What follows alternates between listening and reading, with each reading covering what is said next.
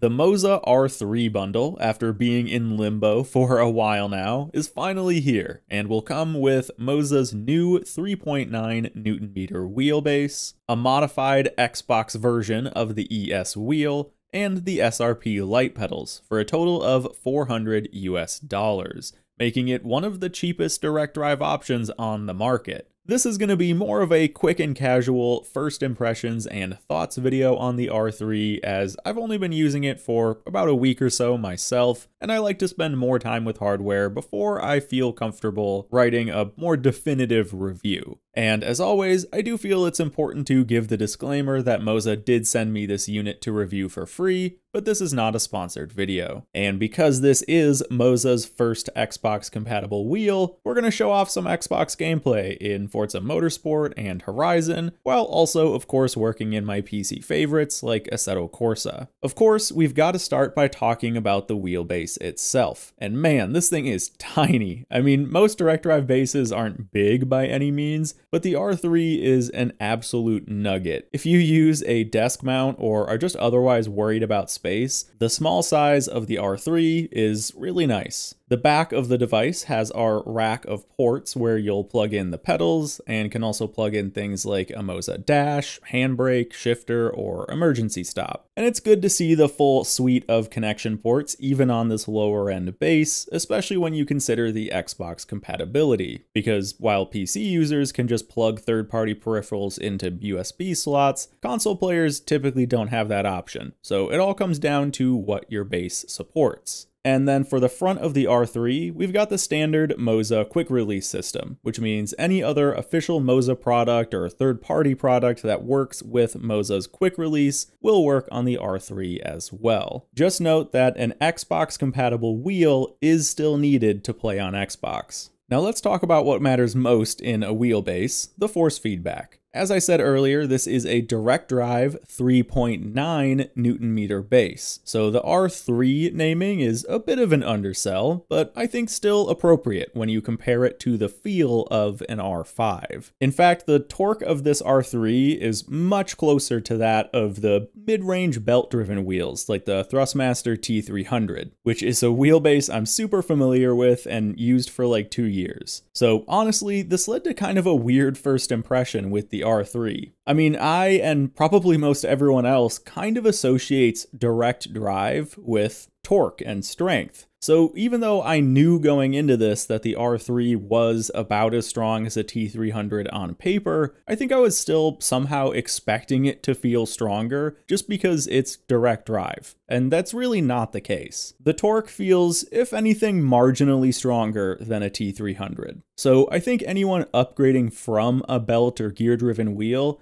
isn't quite going to get that same wow moment that typically comes from trying a stronger direct drive base for the first time. That said, it's not just about a torque number. Direct drive obviously has other advantages over gear and belt driven setups, and this is where the R3 base still shines. The detail and speed of the force feedback are both fantastic on the R3. Many non-direct drive bases struggle with just moving the wheel fast enough to allow you to react in time to catch slides or otherwise correct the car. And this means that you sometimes have to drive maybe a bit more proactively and a bit safer on those bases. The R3 though is quick, and I had no problem catching and controlling the car when the rear end started to get out from under me. Likewise, drifting, which benefits from fast wheel rotation, is great on this base, and the countersteer and caster feel are tuned very well. The overall detail of the feedback is actually still shockingly quite good for a wheelbase with this little torque. Your overall range of feedback is obviously much smaller, but the R3 still manages to deliver very smooth, very accurate, and precise feedback across the board. It's really impressive for a wheelbase at this spec. Also, just as a final note, I do want to bring up cooling because this is an area where some bases can struggle. My T300 would definitely start to fade after longer racing sessions, but so far, the R3 has performed well here too. I have it on the radical thermal cooling mode, which lets the housing soak up more heat in order to maintain more consistent feedback strength. And so far, I haven't noticed any degradation in detail or strength over long sessions. I'm imagining that the motor at only 3.9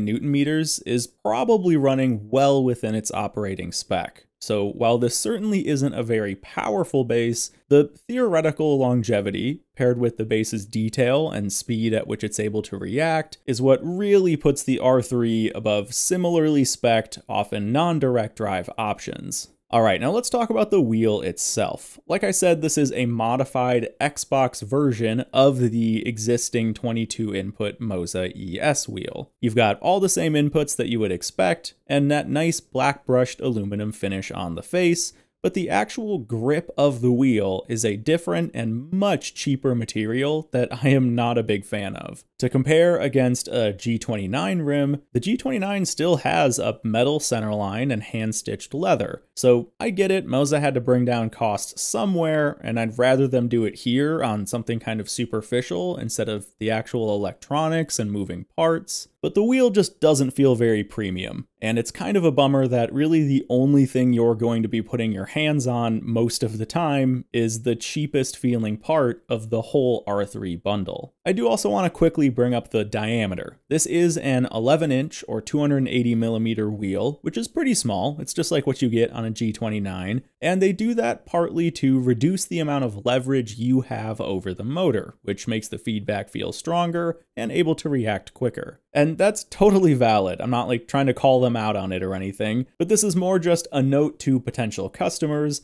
that putting bigger wheel rims on a bass like this will probably have a more noticeable effect on how strong the feedback feels. And finally, before we move on to the pedals, I do kind of have a personal vendetta against D-shape wheels coming standard on bundles like this. I just think they're far less versatile than round wheels because D-shapes are really hard to drift with and aren't usually preferred for rally either. Now the good news is that Moza does sell a round, leather, 12-inch wheel adapter for the ES wheel that does work with this, and I do think that would be a great upgrade, but it still means you're dropping another $80 on this kit. Alright, now let's talk about these pedals. Moza did send me the Performance Brake Kit and Clutch Pedal add-on, which totals about $75 in value, and you'll see both of those used in the footage. However, the $400 R3 bundle does only come with the 2-pedal set and no performance kit on the brake, which we'll talk about. So these pedals aren't anything new, they are just the standard steel SRP light pedals that also come in the R5 bundle. You get a Hall effect gas and brake with steel construction throughout. The pedals themselves can be shifted left and right on the bass, or just removed entirely if you'd rather custom mount them to your rig.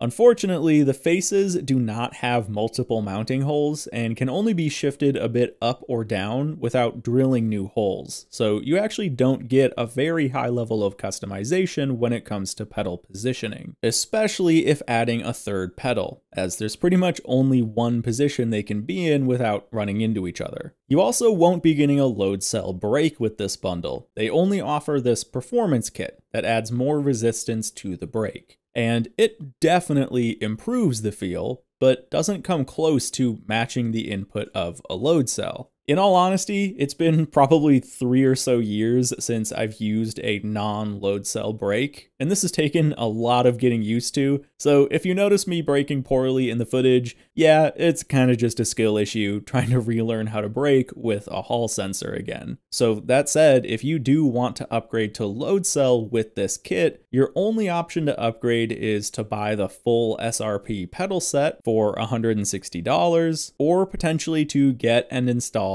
a fan-made load cell mod. And I've got to be honest, I have just never understood this upgrade path. A load cell sensor is certainly more expensive, but not that much more. And at least in my opinion, there is hands down nothing more important in sim racing than a good brake pedal. The SRP light pedals are the same as the standard load cell SRP pedals, with the only difference, as far as I know, being that one sensor on the brake. So the fact that you'd have to buy an entirely new set of the exact same pedals just to get one probably $30 sensor is just silly to me. I feel like they really should just ditch the light variant of these pedals, or at least offer a load cell brake to buy separately, because the way it is now, it ends up putting users into an awkward upgrade path, where they basically have to re-buy the same pedal set just for a single sensor, do a third-party mod, or jump all the way up to the CRP pedals for $500. And that brings us neatly into our last topic, the overall package and pricing, and who I think this bundle is really for. When I first saw the price for this, I was thinking, wow, there really is just no reason not to go direct drive now. I mean, considering how expensive some of the Logitech and Thrustmaster bundles have been, it could be a very small step up to just get the R3 that's all metal, direct drive, and potentially has a much better ecosystem. But then add a $400 price tag, you are pretty much directly competing with options like Fanatec's Ready to Race bundle, which for Xbox comes with a much better wheel in my opinion, as well as a 5 Nm base that can be upgraded with a new power supply to 8, putting it at double the R3's torque. Fanatec also sells an individual load cell brake upgrade for the CSL pedals, and this means that, for now anyway, your upgrade options through Fanatec are much better, with a pretty similar initial upfront cost. And if you're a PC player, the Moza R5 bundle, which often goes on sale for $500 or less, is not much more for a better wheel and stronger base than the R3. At the R5 bundle's full price of $600, the gap between the R3 and R5 makes a lot more sense. But because of how often the R5 goes on sale, at least in my area, it just doesn't feel right to value it at its full price. So, at $400, the R3 is in a bit of a weird spot. It is the cheapest Xbox-compatible direct drive option out there. It's better than really any other non-DD option around or a bit below that same price range, and you are buying into a pretty well-established ecosystem that would allow you to accessorize and upgrade your rig with official Moza displays, handbrakes, shifters, and so on. But if you do want to upgrade things like the base torque and brake pedal, you're put in a weird spot where you do have to fully replace the hardware instead of just buying an additional upgrade part. So I feel like that might encourage users to just spend a little more upfront on a more expensive bundle in order to future-proof their equipment for longer. But there is one more thing to consider, and I kind of buried the lead on this: the fact that Moza hardware pretty much always goes on sale.